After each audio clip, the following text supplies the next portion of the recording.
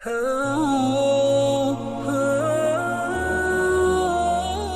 نے خود کبھی تصدیق نہیں کی، آج تک کسی سنی عالم نے یا سنی پبلک میں سے کسی شخص نے اہل تشیع کی مسجد میں جا کے قرآن کو فزیکلی خود چیک کیا ہے کہ وہ کتنے پاروں والا قرآن چھاپ رہے ہیں یا وہ کس قرآن کو مانتے ہیں؟ تو آپ کو پتہ چل جاتا. یہ جو میرے ہاتھ میں قرآن ہے نا میرے بھائی، یہ سعودیہ سے چھپا ہوا ہے، اور یہ جس رائٹر کا لکھا ہوا ہے نا وہ ابھی بھی زندہ ہے. 15-20 سال اسے شافاد پرنٹنگ پریس والوں نے جاب دیے رکھی. میں 80s کی بات کر رہا ہوں. اسی وقت انہوں نے اس سے یہ قرآن لکھوایا، اور کمال کی اس کی رائٹنگ ہے کہ ہر صفحے کے اوپر آیت مکمل ہو رہی ہے ایک. یہ آلموسٹ آپ دیکھ لیں 500 سے بھی زیادہ، 600 صفحات کے اوپر یہ مصحف ہے، اور اس کا نام ہے عثمان طٰہٰ. دمشق شام کا وہ رائٹر ہے جس نے یہ کاتب جس نے یہ قرآن لکھا ہے. یہ بلو بائنڈنگ کے ساتھ سعودیہ سے چھپ رہا ہے، یہی ریڈ بائنڈنگ کے ساتھ اسی کے رائٹس ہیں جو ایران سے چھپ رہا ہے. آپ پاکستان میں شیعہ کا کوئی بھی مدرسہ دیکھ لیں، اس میں یہی قرآن پڑھا ہوگا، سیم چھاپا. تو یہ پھر جھوٹے پروپیگنڈے انہوں نے کیوں کیے ہوئے ہیں خام خواہ کہ جی ان کا تو یہ عقیدہ ہے. بھائی قرآن جو ہے یہ مشرق سے لے کر مغرب تک، شمال سے جنوب تک، دنیا میں ہر مسلمان کے گھر ایک ہی مصحف ہے، کوئی اختلاف نہیں ہے مصحف کے اوپر. کتابوں کے اندر اگر روایتوں کا چکر آیا تو وہ تو میری الگ سے ویڈیو ریکارڈ موجود ہے. اہل سنت اور اہل تشیع دونوں کے ہاں اس قسم کی مردود روایتیں پائی جاتی ہیں، یا آؤٹ آف کانٹیکسٹ وہ روایتیں کوٹ کی جاتی ہیں جس سے عام آدمی کو یہ شائبہ ہوتا ہے کہ یہ قرآن کو محفوظ نہیں مانتے. اور آپ کو حیرانگی ہوگی کہ صرف سنی نہیں، شیعہ بھی اہل سنت کے بارے میں اس طرح کے دعوے کرتے ہیں کہ یہ اس قرآن کو محفوظ نہیں مانتے.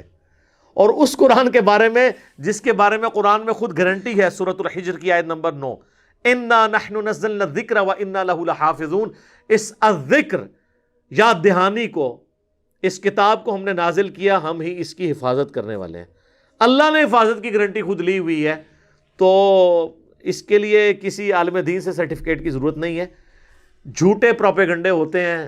اور وہ یہ جو پہلے مجھ سے پھکی والا جواب لے لیں، یہ کہتے ہیں جی شیعہ چونکہ گستاخ صحابہ ہے نا، اس لیے آپ کو ان میں کوئی حافظ نہیں ملے گا. اچھا، تو میرا سوال ہے کہ گستاخ صحابہ بڑا مسئلہ ہے یا گستاخ رسول ہونا؟ تو بریلویوں کے نزدیک اہل حدیث اور دیوبندی پکے گستاخ رسول ہیں، تو پھر اہل حدیث اور دیوبندیوں میں کوئی حافظ قرآن نہیں ہونا چاہیے. ہائے ہائے ہائے ہائے، کیسی پھکی ہے اس تو بڑی پھکی. گستاخ رسول بڑی چیز ہے یا اللہ کا گستاخ ہونا؟ ہاں، تو اہل حدیث اور دیوبند کے نزدیک بریلوی مشرک ہیں اور وہ اللہ کے گستاخ ہیں کیونکہ اللہ کے ساتھ شرک کر رہے ہیں. تو بریلویوں میں تو کوئی حافظ قرآن نہیں پھر ہونا چاہیے. تو کیا پریکٹیکلی ایسا ہی ہے کہ بریلویوں کے اندر کوئی حافظ قرآن نہیں ہے، دیوبند اور اہل حدیث کے اندر کوئی حافظ قرآن نہیں ہے؟ تو یہ جو آپ نے کہانی کرائی تھی، یہ چورن بیچا تھا، وہ تو میں نے فزیکلی آپ کا ختم کر دیا. رہ کے اہل تشیع تو سر پاکستان میں ٹرینڈ نہیں ہے اہل تشیع کے ہاں حفظ والا. اب حفظ کے مدرسے ان کے آئے ہیں. ہمارے پاس جو حیدر نقوی بھائی آتے ہیں وہ حافظ قرآن ہے، اور ماشاءاللہ اس طرح ان کو کراس ریفرنسز یاد ہیں کہ آپ حیران ہو جائیں. بڑے پکے حفاظ بھی اس طرح نہیں کہ ریفرنس کوٹ کر سکتے. ایران میں ہزاروں حفاظ ہیں، پاکستان میں بھی اب کئی ایک حفظ کے مدرسے شروع ہیں. اور اہل تشیع کے ہاں جو سب سے ایک سمجھ لے کم درجے کا فرقہ جسے اثنا عشری شیعہ جو ہیں وہ گمراہ سمجھتے ہیں، وہ ہیں اسماعیلیہ، اور ان کی بھی برانچ ہے بوہریہ. اسماعیلی بوہری جو ہے نا، انڈیا میں ہزاروں حفاظ ہیں ان کے اندر. ایک ایک خاندان میں سارے گھر والے حافظ ہیں. ترجمہ ویسے کسی کو نہیں آتا. وہ مجھ سے رابطہ کرتے ہیں نا، ایک بھائی ریورٹ ہوئے، کویت میں رہتے تھے، تو وہ کہتے ہیں میں نے آپ کی ویڈیوز دیکھ کے قرآن ترجمے سے پڑھا تو مجھے پتہ چلا کہ میرا یعنی عقیدہ قرآن کے مطابق نہیں ہے، لیکن وہ کہتے ہیں ہمارے خاندان میں چھوٹے چھوٹے بچے حافظ ہیں. حفظ کرنے کے اوپر جو ہے نا وہ پورے کا پورا زور ہے، عقیدوں پہ نہیں. لہٰذا یہ جو آپ اتنے عرصے سے کہانیاں کروا رہے تھے، بڑے بڑے انہوں نے مناظروں کی نا سٹوریاں بنائی ہوئی ہیں کہ ایک بار شیعہ ایک سنی کو گھیر گھار کے شیعہ ڈکلیئر کر کے مناظرے میں لے آئے، اور وہ حافظ تھا کیونکہ شیعہ کے پاس تو حافظ ہی کو نہیں ہوتا، اور وہ آ کے وہاں پہ بھول گیا. ایڈی کہانیاں بنائی ہیں. سر کئی سالوں سے جو قرات کے مقابلے ہیں نا وہ ایران کے قاری جیت رہے ہیں. سر سارے بزرگوں کی ہر چیز ہی کہانی نکلی. آواز اڑنا بھی کہانی نکلی، اور جو زمین نہیں ہے چیزیں سن وہ بھی غلط، اڑنے والی بھی غلط. اور یہ بکری والا انہوں نے جو پٹی پڑھا دی کہ جی وہ بکری کھا گئی تھی، بکری والی حدیث تو سنن ابن ماجہ میں ہے 1944. آپ حدیث سنن ابن ماجہ انٹرنیشنل نمبر کے مطابق کھول لیں اسلام 360 میں، کہ وہ سیدہ عائشہ کہتی ہیں کہ نبی علیہ السلام کی وفات تک میرے پاس وہ اوراق موجود تھے جس میں قرآن کی یہ آیات لکھی ہوئی تھی کہ جس کا تعلق بڑی عمر کی رضاعت کے ساتھ تھا، اور یہ ہے کہ وہ 1 یا 2 دفعہ دودھ پینے سے حرمت ثابت نہیں ہوتی رضاعت کا رشتہ. اور ہم وہ پڑھتے تھے، اور حتیٰ کہ حضور کی وفات ہو گئی اور وہ میرے تکیے کے نیچے وہ رکھا ہوا تھا، اچانک ایک دن بکری آئی تو وہ اس کو کھا گئی، کیونکہ اس وقت وہ پتوں کے اوپر اور اس چمڑے کے اوپر لکھا جاتا تھا. تو یہ تو سر سنن ابن ماجہ سنیوں کی کتاب میں ہے کہ بکری کھا گئی. اور بکری کھانے سے کیا ہوا؟ قرآن سے آیات ختم ہوگی. ویسے یہ آیات جو ہے نا یہ تو منسوخ ہے، یہ تو ویسے ہی آپ کو قرآن میں نہیں ملنے لگی. اور اس طرح کی احادیث کے اوپر تعویل کرتے ہیں اہل سنت. یہ تو صحیح مسلم میں بھی ہے کہ سیدہ عائشہ کہتی ہیں کہ پہلے اللہ کی کتاب میں یہ حکم نازل ہوا، پھر یہ حکم نازل ہوا کہ 5 دفعہ کم از کم اگر کوئی دودھ بچہ پی لے تو حرمت ثابت ہوتی ہے. تو اللہ کی کتاب میں تو کہیں موجود نہیں ہے. تو وہ اہل سنت کہتے ہیں یہاں کتاب سے مراد شریعت ہے، اور کتاب میں پڑھتے تھے رجم کی آیات، وہ سنن ابن ماجہ کی 1944 حدیث میں جو ہے وہ کہتے ہیں قرآن میں پڑھنے سے مراد ہے قرآن کی تشریح میں پڑھتے تھے. دیکھا اپنے کس طرح تعویل کر دینے. ٹھیک ہے ہم مان لیتے ہیں تعویل کو. تو سر شیعہ کے لیے پھر یہی والی تعویل آپ قبول کیا کریں. وہ بھی اگر صحیح بخاری سے آپ کو وما خلق الذکر والانثی وخلق الذکر والانثی ابن مسعود کی روایت میں اختلاف بتاتے ہیں، تو آپ کہتے ہیں قرآن 7 قرات میں نازل ہوا ہے، تو وہاں پہ بھی اختلاف. بہرحال اس وقت جو مصحف ہمارے ہاتھ میں نا اس کے اوپر اجماع ہے. ٹھیک ہے، جو مشرق سے لے کے مغرب تک، شمال سے لے کر جنوب تک یہی مصحف ہے. لہٰذا یہ بکری کھانے والی روایت تو آندہ آپ نے بیان نہیں کرنی ہے. اور دوسرا، پارے تو نبی الاسلام کے زمانے میں ہے ہی نہیں تھے، کہاں سے کھا جانے تھے؟ نبی الاسلام کے زمانے میں تو صورتیں تھیں، یا صحابہ کے زمانے میں منزلیں ہوئیں تاکہ 7 منزلیں ایک ہفتے میں کوئی قرآن مکمل کر لے.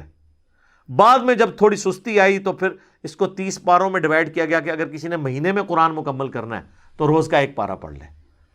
یہ تو بنو امیہ کے دور کے اندر پہاڑوں ان کی پاروں کی ڈویژن ہوئی ہے. اس لیے آپ دیکھیں سعودیہ میں آپ کو کئی قرآن ملیں گے جو پاروں کی تفریق کے بغیر پرنٹ ہوئے ہیں، وہ اس تفریق کو مانتے ہی نہیں ہیں. تو لہٰذا یہ بکری کھا گئی تھی، یہ بالکل جھوٹ ہے. اور یہ بھی جھوٹ ہے کہ حافظ نہیں ہوتا، ورنہ تو میں نے بہت بڑی بات کر دی ہے کہ اگر صحابہ کے گستاخ میں کوئی حافظ نہیں ہے تو رسول اللہ کے گستاخ یعنی دیوبندی اور اہل حدیث بقول بریلویوں کے، ان میں بھی کوئی حافظ نہیں ہونا چاہیے. تو امام کعبہ تو ہر دفعہ مصلی سناتا ہے، جس کے پیچھے آپ کہتے ہیں نماز نہیں ہوتی ہے، اس کو حفظ کیسے ہو گیا ہوا ہے؟ سر میرا تو یہ دعویٰ ہے کہ کافر بھی قرآن کو حفظ کرے نا، اس کو بھی حفظ ہو جائے گا. سر گرو نانک کو 14 پارے یاد تھے، یہ تو مسلمان فخریہ بتاتے ہیں. یہ تو نالج کی بات ہے، کوئی بھی حاصل کر لے.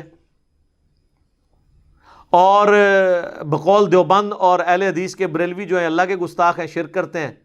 تو بریلویوں میں تو اتنے حافظ ہیں، صرف الیاس قادری صاحب نے جتنے حافظ نکال دیے ہیں، آندہ تو 50 سال آپ حافظ نہ پیدا کریں، اتنے حافظ انہوں نے مدنی منوں کی شکل میں مدرسۃ المدینہ سے نکال دیے ہوئے ہیں. تو حفظ کرنے سے کیا ہو جاتا ہے؟ تو شیعہ کے ہاں بھی میرے بھائی ہزاروں حفاظ موجود ہیں، آپ جائیں ان سے، وہ آپ کو بتائیں گے کہ جناب یہ حافظ ہیں، آپ ان سے ملیں. پھر آپ نے کوئی نیا بہانہ گھڑنا ہے. حفظ چاہے ادھر کسی نے کیا ہو چاہے ادھر کیا ہو، جب تک اس کے مطابق نہیں اپنے آپ کو کرتا نا، کوئی فائدہ نہیں ہے. میرا ایک یوٹیوب پہ کلپ بھی ہے، افسوس ایسے حفاظ کے اوپر. جن حافظوں کے آپ کو فضائل بتائے جاتے ہیں وہ حافظ اور ہیں جو قرآن کے حلال کو حلال اور حرام کو حرام جانے. ان حفاظ کے لیے فضیلت ہے. خالی حفظ کرنے سے کچھ بھی نہیں ملنا جب تک آپ اس کے اوپر عمل نہیں کریں گے. لہذا یہ بالکل کہانی تھی کہ جی شیعہ کا قرآن الگ ہے، سنیوں کا الگ ہے. اور شیعہ جو ہے وہ 40 پارے مانتے ہیں اور سنی 30 پارے مانتے ہیں. میرے بھائی ہم تو 40-30 کی تفریق سے بھی پہلے کی بات کرتے ہیں. قرآن کی 114 صورتیں ہیں. میری اس حوالے سے کئی ایک ویڈیوز قرآن کے تعارف کے اوپر ریکارڈڈ موجود ہیں. قرآن کی جو تفسیر ریکارڈ ہوئی اس میں پہلے 6 لیکچرز قرآن کے انٹروڈکشن میں میں نے 40 پوائنٹس کور کیے ہیں. اس میں نے یہ چیزیں ڈسکس کی تھی کہ خدا کے لیے ایک دوسرے پہ جھوٹے الزام لگانا چھوڑیں. غیر مسلم جب اس طرح کے مناظرے ویڈیوز دیکھتے ہوں گے تو کیا سوچتے ہوں گے مسلمانوں کے بارے میں کہ ان کا تو اپنی ایک جو کتاب ہے اس کے اوپر ہی کوئی اتفاق نہیں ہے، جبکہ پریکٹیکلی سب یہی قرآن پڑھ رہے ہیں۔ بتائیں نا کسی شیعہ کے گھر سے دوسرا قرآن نکلا ہے یا کسی سنی کے گھر سے دوسرا قرآن نکلا ہے، پریکٹیکلی تو اسی کو فالو کر رہے ہیں۔ تو پھر بات خام خواہ چند کمزور روایات یا آؤٹ آف کانٹیکس روایات اٹھا کر، جن کو سنی شیعہ کے بڑے محدثین خود ریجیکٹ کرتے ہوں یا تعویل کرتے ہوں، وہ آپ ان کے کھاتے میں تو نہ ڈالیں۔